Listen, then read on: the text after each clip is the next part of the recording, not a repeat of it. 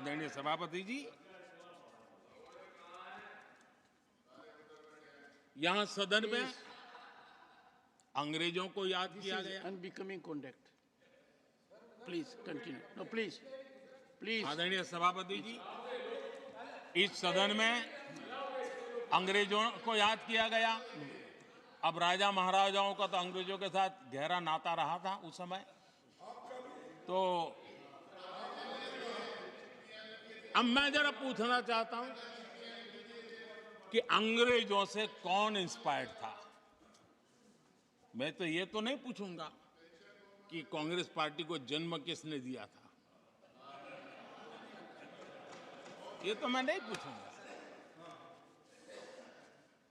आजादी के बाद भी देश में गुलामी की मानसिकता को किसने बढ़ावा दिया? अगर आप अंग्रेजों से प्रभावित नहीं थे तो अंग्रेजों की बनाई दंड संहिता, पिनल कोड, आपने क्यों नहीं बदली? आदरणीय सभापति जी, अगर आप अंग्रेजों से प्रभावित नहीं थे तो अंग्रेजों के जमाने के सैकड़ों कानून क्यों चलते रहे? आप अगर अंग्रेजों से प्रभावित नहीं थे तो लाल बत्ती कल्चर, ये लाल बत्ती कल्चर इतने दशकों बाद भी क्यों चलता है? अगर आप अंग्रेजों से प्रभावित नहीं थे तो भारत का बजट शाम को 5 बजे इसलिए आता था क्योंकि ब्रिटिश पार्लियामेंट का सुबह शुरू होने का समय होता था। ये ब्रिटेन की पार्लियामेंट के समय के अनुकूल शाम 5 बजे बजट की परंपरा क्यों चलाए रखी थी आपने? कौन अंग्रेजों से इंस्पायर था? पर आप अंग्रेजों से प्रेरित नहीं थे तो हमारी सेनाओं के चिन्हों पर आज भी गुलामी के प्रतीक अब तक क्यों बने हुए थे? हम एक के बाद एक हटा रहे हैं। अगर आप अंग्रेजों से प्रेरित नहीं थे तो राजपथ को कर्तव्य पथ बनने के लिए मोदी का इंतजार क्यों करना पड़ा? आदरणीय सभापति जी,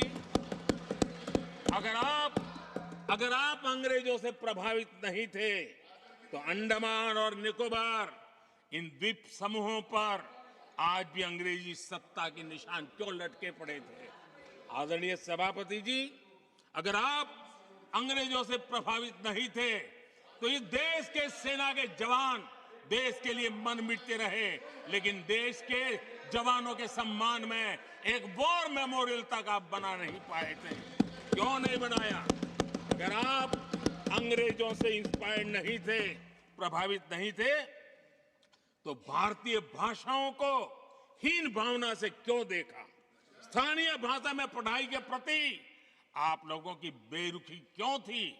आदरणीय सभापति जी, अगर आप अंग्रेजों से प्रेरित नहीं थे तो भारत को मदर ऑफ डेमोक्रेसी बताने में आपको कौन रोकता था? आपको क्यों महसूस नहीं हुआ कि दुनिया में?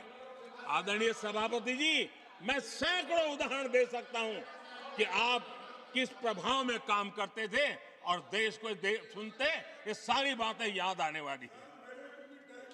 आदरणीय सभापति जी, मैं एक और उदाहरण देना चाहता हूं। कांग्रेस ने नैरेटिव फैलाया और इस नैरेटिव का परिणाम क्या हुआ कि भारत की संस्कृति और संस्कारों मानने वाले लोगों को बड़े हीन भाव से देखा जाने लगा, ढकियानों से मानने लगा गया, और इस प्रकार से एक हमारे अतीत के प्रति अन्याय करने की नौबत आई। अपनी मान्यताओं को गाली देते हैं, अपनी अच्छी परंपराओं को गाली देते हैं तो आप प्रोग्रेसिव हैं। इस प्रकार के नैरेटिव गढ़े जाने लगे देश में, और उसका नेतृत्व कहां होता था ये दुनिया भली भांति जानती है। दूसरे देश से आयात करना, उसको गर्व का, और भारत की कोई चीज है तो दूसरे दर्जे की है, ये स्टेटस बना दिया गया था। ये स्टेटस सिंबल बाहर से आया, मेड इन फॉरेन स्टेटस बना दिया था। ये लोग आज भी वोकल फॉर लोकल बोलने से बच रहे हैं। मेरे देश के गरीबों के कल्याण का काम हो रहा है। आज आत्मनिर्भर भारत की बात उनके मुंह से नहीं निकलती है। आज मेक इन इंडिया कोई बोलता है तो उनके पेट में चूहे दौड़ने लग जाते हैं। आदरणीय सभापति जी, देश ये सब देख चुका है और अब समझ भी चुका है और उसी का परिणाम आप भुगत भी रहे हैं।